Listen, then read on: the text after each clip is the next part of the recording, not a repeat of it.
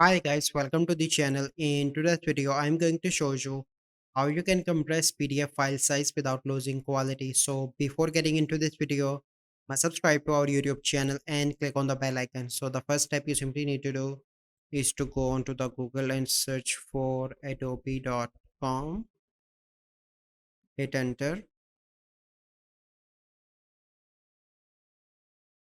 So once you are on that website, you simply need to click here PDF and e-signature, and here you need to click on compress PDF. So now you can see that drag and drop a PDF to reduce. So select a file. So let me select. So I'm going to select this file. Okay.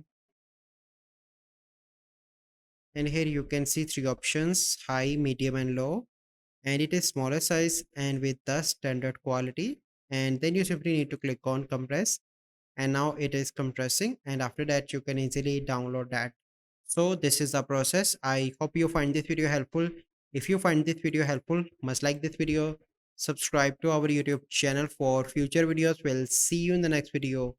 Thank you. Have a good day.